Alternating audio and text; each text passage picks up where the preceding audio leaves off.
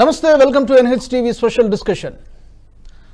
కర్ణాటక రాజకీయాల్లో గత కొంతకాలంగా ఒక చర్చ జరుగుతోంది. ముఖ్యమంత్రి సిద్ధరామయ్య రాజీనామా చేయాల్సి వస్తుందేమో అనేటువంటి చర్చ. ఎందుకంటే అతని చుట్టూ అవినీతి మరకలు అంటుకున్నాయి. ఈ ముడా స్కామ్లో అతను కూరుకుపోయినట్టుగా కనిపిస్తోంది. ఈ మధ్యకాలంలో రీసెంట్గా జరిగినటువంటి అప్డేట్ ఏంటంటే అతను హైకోర్టులో పెట్టుకున్నటువంటి పిటిషన్ను కొట్టివేస్తూ అతనిపైన విచారణ చేయొచ్చు అంటూ హైకోర్టు కూడా చెప్పడంతో కర్ణాటక బీజేపీ నేతలు పెద్ద ఎత్తున డిమాండ్ చేస్తున్నారు. సిద్ధరామయ్య రాజీనామా చేయాల్సిందే. కేవలం ముడా స్కామ్లోనే 5,000 కోట్ల అవినీతి జరిగింది, ఇది ల్యాండ్ స్కామ్ అంటూ బీజేపీ ఆరోపిస్తోంది. దాంతోపాటు గవర్నర్ మీద కూడా పెద్ద ఎత్తున ఆరోపణలు చేశారు సిద్ధరామయ్య. ఇతను సీఎంగా ఉండడానికి అనర్హుడు అంటూ బీజేపీ డిమాండ్ చేస్తుంది, పట్టుబడుతోంది. కాంగ్రెస్ అధిష్టానం కూడా ఆలోచిస్తున్నట్టుగా తెలుస్తోంది. సిద్ధరామయ్యను తప్పించి అతని స్థానంలో ఎవరిని పెట్టాలా అని తర్జన భర్జన పడుతున్నట్టుగా తెలుస్తోంది. ఒక 2-3 పేర్లు ప్రముఖంగా వినిపిస్తున్నాయి. డిప్యూటీ సీఎంగా ఉన్నటువంటి డీకే శివకుమార్ పేరు వినబడుతోంది.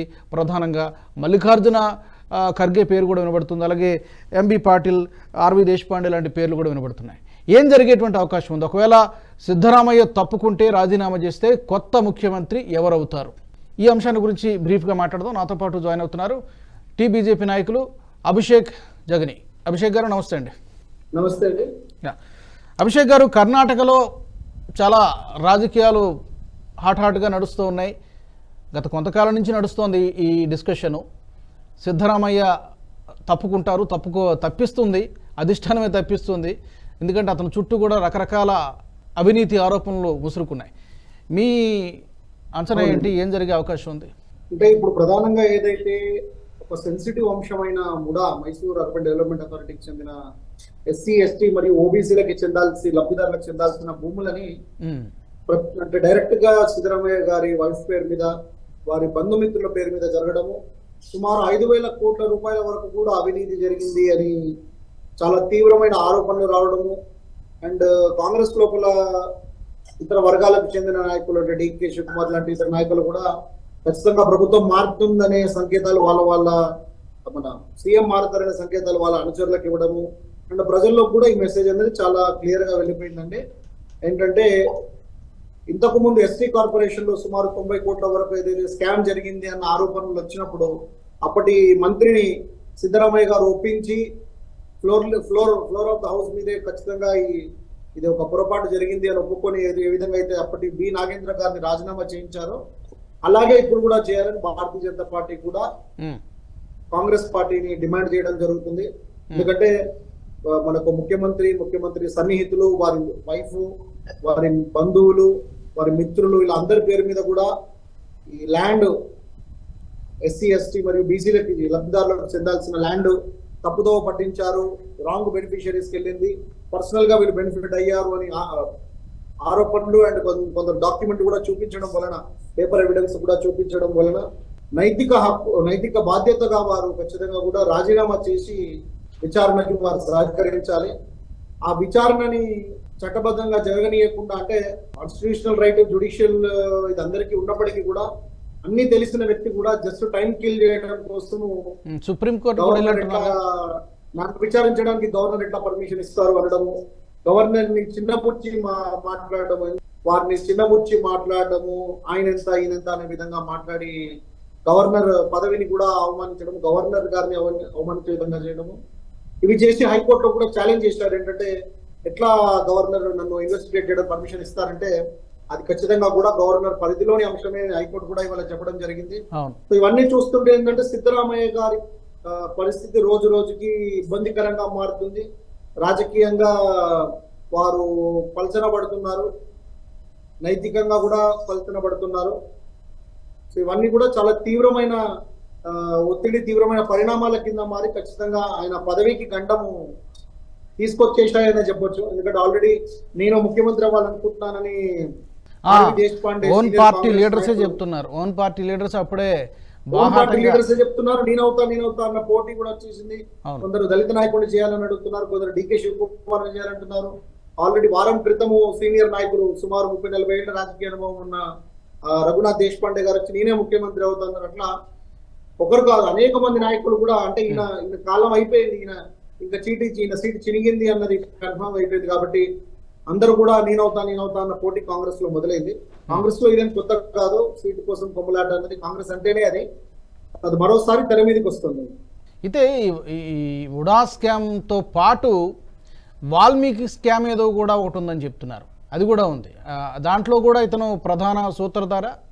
అంటే ఎస్టీ కార్పొరేషన్ కి చెందిన స్కీమ్ అంటే అయితే కనుక సుమారు 89 కోట్ల పైచిలకు అమౌంట్ చెందిన ఇది ఉందండి. అందులో మాత్రం దానికి సంబంధించిన మినిస్టర్ రాజీనామా చేయాలి, విచారణ జరగాలని బీజేపీ డిమాండ్ చేయడం వల్ల తీవ్రమైన ఒత్తిడి తీసుకురావడం వలన ఫ్లోర్ ఆఫ్ ద హౌస్ లో ముఖ్యమంత్రి అవును ఇది జరిగిన మాట వాస్తవం అని ఒప్పుకొని వారిని తొలగించడం జరిగింది. వారు రాజీనామా చేశారు అప్పటి మంత్రి నాగేంద్ర గారు.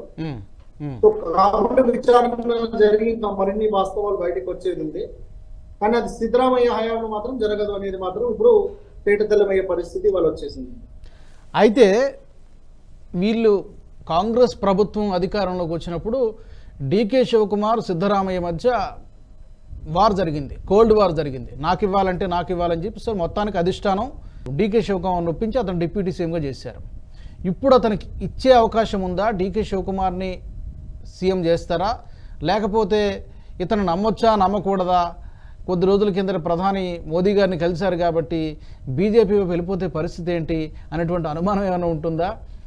కాంగ్రెస్ అధిష్టానం ముందున్నటువంటి ఆప్షన్స్ ఏంటి? ఒక 2-3 పేర్లు. డీకే శివకుమార్ ఫస్ట్ వినబడుతోంది, మీరు అన్నట్టుగా దేశ్ పాండే పేరు వినబడుతోంది, ఎంబీ పాటిల్ పేరు వినబడుతోంది, ఇట్లా ఒక 2-3 పేరు వినబడుతుందండి. అలాగే దళిత వర్గానికి చెందిన ఒక నాయకుడిని చేయాలి అనే ఒక డిమాండ్ కూడా వినిపిస్తుంది. అందులో భాగంగా కొందరు మల్లికార్జున ఖర్గే గారికి కూడా వచ్చే అవకాశం ఉందంటున్నారు. కానీ వారు ఆల్రెడీ జాతీయ స్థాయిలో పెద్ద బాధ్యత కలిగి ఉన్నారు, అపోజిషన్ నాయకుడిగా కాబట్టి, కాంగ్రెస్ నాయకుడిగా కాబట్టి. మరి వారు వస్తారో, కాంగ్రెస్ పార్టీ అధ్యక్షుడిగా ఉన్నారు కాబట్టి వస్తారో రారో అని చెప్పలేము. సో అది వాళ్ళ ఇంటర్నల్ డెసిషన్ గా ఉంటుంది. ఆల్రెడీ కర్ణాటక రాజకీయాల్లో మల్లికార్జున ఖర్గేకి ఇవ్వడానికి డీకే శివకుమార్ ఒకవేళ in case if that happens కేవలం సామాజిక సమీకరణాలు ఒకటే కారణమా, లేకపోతే ఇంకేదైనా ఇతర కారణాలు ఉన్నాయని అనుకోవచ్చా మనం? అంటే యాజ్ అన్ అనలిస్ట్ కూడా కర్ణాటక రాజకీయాల్లో సామాజిక సమీకరణలు అనేవి చాలా పెద్ద పాత్ర పోషిస్తాయండి.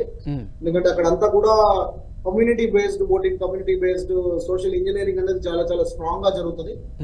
కర్ణాటక సొసైటీ మొత్తం కూడా అక్కడ ఉండే మఠాల గురువులు చెప్పే సూచనలు సలహాల మేరకే ఎక్కువగా ఉంటుందండి. సో ఖచ్చితంగా కూడా సామాజిక సమీకరణం అనేది చాలా చాలా కీలకమైంది. కానీ ఏ సామాజిక ఏ ఒక వర్గాన్ని, ఏ కులాన్ని వారి దగ్గర తీయాలనుకుంటున్నారు, వాళ్ళ పార్టీ అంతర్గత విశ్లేషణ ఏంటి, వాళ్ళ స్ట్రాటజీ ఏంటి అన్న దానిపై ఏ నాయకుడిని సెలెక్ట్ చేస్తారు అన్నది ఉంటుంది. కానీ అందరిలో కూడా డీకే శివకుమార్ అనే వ్యక్తి అత్యంత ఆర్థికంగా రాజకీయంగా కూడా చాలా శక్తివంతమైన వ్యక్తి కాబట్టి మరి అతన్ని మరొకసారి నిరాశపరిస్తే దాని పరిణామాలు ఎలా ఉంటాయో, ఆల్రెడీ ప్రధానమంత్రిని కలిసినప్పటి నుండి కూడా వాళ్ళకి ఒక రకమైన టెన్షన్, అభద్రతాభావం ఉండొచ్చు. సో మరి అతన్ని కూల్ చేయడానికి సీఎం చేస్తారా, లేదా మళ్ళీ అతనికి వేరే ఏదన్నా అండర్స్టాండింగ్ లో కాంప్రమైజ్ చేసి మరి ఇతర నాయకులను ఎవరైనా ముఖ్యమంత్రిని చేసి ఇప్పటికీ ఈ గండాన్ని నెట్టుకొచ్చే విధంగా ఏదైనా ప్రయత్నం చేస్తారా అని చూడాలండి, వేచి చూడాలి. అభిషేక్ గారు, అయితే ఒక చర్చ ఏంటంటే మీరు అన్నట్టుగా అన్ని విధాల రాజకీయంగా, ఆర్థికంగా, అన్ని ఈవెన్ సంఖ్యాబలం అతని వెనకాల ఉన్న ఎమ్మెల్యేల సంఖ్య ఇదంతా చూసుకుంటే డీకే శివకుమార్కి చాలా ప్లస్ పాయింట్స్ ఉన్నాయి. ట్రబుల్ షూటర్ అనే పేరు కూడా ఉంది అతనికి. ఎక్కడ పక్క రాష్ట్రాల్లో ఎక్కడే సమస్య వచ్చినా డీకే శివకుమార్ని పంపించడము, అక్కడ ఏదో అక్కడ పరిస్థితిని చక్కదిద్దడానికి పంపించినటువంటి సందర్భాలు మనకు చాలా చూసాం గతంలో కూడా. కరెక్ట్. సో ఇలాంటి క్యాలిబర్ ఉన్నటువంటి పర్సన్ని పక్కన పెడితే దాని పర్యవసానాలు ఎలా ఉండొచ్చు? తర్వాత ఏంటంటే నా ఇంకో క్వశ్చన్, అతను బీజేపీ వైపు చూస్తారు, ఒకవేళ సీఎం చెయ్యకపోతే ఇంకా నెక్స్ట్ స్టెప్ ఇక పార్టీలో ఉండరు, నెక్స్ట్ ఆప్షన్ డీకే శివకుమార్ ముందు ఉన్నది బీజేపీలోకి వెళ్ళడమే అనేటువంటి చర్చ కూడా నడుస్తుంది. ఆ పాసిబిలిటీ ఎంతవరకు ఉంది? I think it is too early to comment అండి. ఎందుకంటే కర్ణాటక స్థానిక నాయకత్వం, జాతీయ నాయకత్వంకి వారిపైన ఎటువంటి అభిప్రాయం ఉంది, వారిపైన రేపు ఎటువంటి సమీకరణం చేయవస్తుంది, దానికి చాలా క్యాలిక్యులేషన్స్ ఉంటాయి, చాలా అండర్స్టాండింగ్ ఉంటుంది. ఒక పార్టీ కల్చర్ నుండి వచ్చారు, బీజేపీ అందరినీ వెల్కమ్ చేసినప్పటికీ మరి వారి పర్సనల్ దీన్ని వదిలిపెట్టి ఆర్గనైజేషన్ ని భుజాల మీద ఎత్తుకోవడానికి రెడీగా ఉంటారు. ఎందుకంటే అస్సాంకి చెందిన హిమంత విష్ణు శర్మ గారు అక్కడ పాత నాయకులు అయినప్పటికీ ఇక్కడ వచ్చి బీజేపీ సిస్టమ్ చాలా బాగా సింక్ అవ్వడము, పార్టీ బాధ్యతలు తీసుకుని నార్త్ ఈస్ట్ మొత్తం కూడా వారి భుజాల మీద వారు వేసుకుని ఎంతో పార్టీ కోసం కృషి చేశారు. సో అట్లా అన్ని విధాలుగా మరి మీరు చేయడానికి రెడీగా ఉంటారా? లేదు, ఎందుకంటే బీజేపీలో ఎంతటి నాయకుడైనా కూడా పార్టీ ఇచ్చిన ఆదేశాన్ని శిరసావహించక తప్పదు. సో ఆ పార్టీ కల్చర్ ఒప్పుకోవడానికి వారు రెడీగా ఉన్నారా?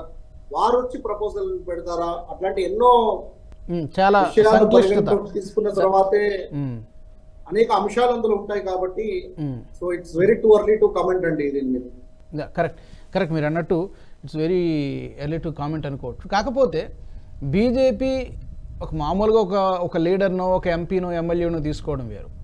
ఇప్పుడు అక్కడ డిప్యూటీ సీఎంగా ఉన్నటువంటి వ్యక్తిని పార్టీలోకి తీసుకుంటే కనుక సాధారణంగా ఆ పార్టీ కల్చర్ వదిలేసి బీజేపీ సిద్ధాంతాలకు అనుగుణంగా పనిచేస్తారా లేదా, గతంలో అతని మీద ఎలాంటి ఆరోపణలు ఉన్నాయి, ఇవన్నీ కూడా ఎలాంటి అంశాలను పరిగణలోకి తీసుకుంటుంది బీజేపీ? ఇలాంటి ఒక పెద్ద స్థాయి లీడర్ను తీసుకుంటే పార్టీలోకి వెల్కమ్ చేసేటట్టయితే ఏ అంశాలని ప్రాతిపదికగా తీసుకుంటుంది బీజేపీ ఒకవేళ ఇన్ కేసు తీసుకుంటే? అంటే ఖచ్చితంగా కూడా ఉన్న ఆరోపణలో పస ఎంత ఉంది, అవి రాజకీయ ప్రేరిత ఆరోపణలా లేకుంటే అందులో ఎంతవరకు నిజాలు ఉన్నాయి అంటే పూర్తిగా విచారణ చేస్తే తప్ప ఎన్నో విషయాలు తెలియకపోయినా వ్యక్తిగతంగా వారు అంటే ఒక మనిషిని, ఇప్పుడు నాయకులు, సమాజాన్ని చదివిన నాయకులు దేశం మొత్తము 30-40 సంవత్సరాలుగా తిరుగుతూ కొన్ని లక్షల మందితో డే టు డే ఇంటరాక్ట్ అవుతారు కాబట్టి ఒక మనిషిని బేరీజు వేయడానికి వాళ్ళకుండే ప్రమాణాలు వాళ్ళకు ఉంటాయి. సో ఖచ్చితంగా కూడా పబ్లిక్ లో ఎటువంటి ఒపీనియన్ ఉంది, అలాగే బీజేపీ కార్యకర్తల్లో ఎటువంటి ఒపీనియన్ ఉంటుంది, స్థానిక బీజేపీ నాయకత్వం అంటే రాష్ట్రానికి చెందిన బీజేపీ నాయకత్వం ఇచ్చే ఇన్పుట్స్ కానివ్వండి, అండ్ అంతే పార్టీ తన నెట్వర్క్ ద్వారా ఒక ఒపీనియన్ తీసుకోవడం కానివ్వండి, ప్లస్ అసలు వారు రావాలనుకుంటున్నారా, వస్తే వారు ఎలా ఇమడాలనుకుంటున్నారు, వారి అభిప్రాయాలు ఏంటి అంటే ఎప్పుడైనా ఎక్కడైనా బాహాటంగా మాట్లాడిన పరిస్థితి ఉందా బీజేపీకి సానుకూలంగా, లేకపోతే అలాంటి సూచనలు కనిపించేటట్టుగా ఎక్కడ మాట్లాడినట్టుగా మనకి ఏమైనా ఢిల్లీలో మట్టుకైతే డికే శివకుమార్ గారు అటువంటి కమెంట్స్ చేసినట్టయితే నాకైతే ఏం గుర్తులేదని. కానీ ప్రైమ్ మినిస్టర్ ని కలిసినప్పుడు ఇప్పుడు రేవంత్ రెడ్డి గారు వెళ్ళినా కూడా అంటే ప్రైమ్ మినిస్టర్ లో ఎంత సమూహాన శక్తి ఉందంటే ఎవరైనా వారికి ఫ్యాన్స్ అయిపోతారు కాబట్టి ఖచ్చితంగా సీఎం వెంబడి కూడా ఎవరినో కలిసి పెట్టి పంపిస్తుంటారు కాంగ్రెస్ పార్టీ వాళ్ళు. మన తెలంగాణ ముఖ్యమంత్రి వెళ్తే కూడా బట్టి విక్రమార్కనో ఎవరో ఒకరిని తోడుగా ఇచ్చి వారి ధైర్యం కోసమో వీరి ధైర్యం కోసమో ఎవరినో ఒకరికి తోడుగా ఇచ్చి పంపిస్తూ ఉంటారు. అటువంటి సందర్భం మనం ప్రతిసారి చూస్తూ ఉంటాము. సో వేచి చూడాల్సిందే రాజు గారు. All right, thank you so much Abhishek గారు. మీరు అన్నట్టుగా ప్రస్తుతానికైతే ఒక క్వశ్చన్సే కనబడుతున్నాయన్ని. అసలు ఫస్ట్ ఆఫ్ ఆల్ అధిష్టానం సిద్ధరామయ్యను తప్పిస్తుందా లేకపోతే మరొక ఛాన్స్ ఏమైనా ఇస్తుందా చూడాలి. ఒకవేళ తప్పిస్తే ఎవరికి సీఎంగా ఛాన్స్ ఇస్తారు? డీకే శివకుమారా, లేకపోతే మల్లికార్జున ఖర్గేనా, లేకపోతే మిగతా మరొక 2 పేర్లు ఇవ్వబడుతున్నా వాళ్ళకి ఇస్తారా? ఏం జరుగుతుందో అనేది ప్రస్తుతానికైతే మనకి సస్పెన్స్గానే కనిపిస్తోంది. Thank you so much for joining us Abhishek గారు. ది వాల్టీ special discussion. Keep watching NH TV. ఈ వీడియో మీకు నచ్చినట్టయితే లైక్ చేయండి, 10 మందికి షేర్ చేయండి, అలాగే కామెంట్ల రూపంలో మీ అభిప్రాయాలను మాతో పంచుకోండి. Nationalist hub group of channels ను సబ్స్క్రైబ్ చేసుకుని తెలుగునాట జాతీయవాద జర్నలిజాన్ని ప్రోత్సహించండి. ఈ వీడియో కింద ఉన్న బెల్ ఐకాన్ పై క్లిక్ చేయడం మర్చిపోవద్దు.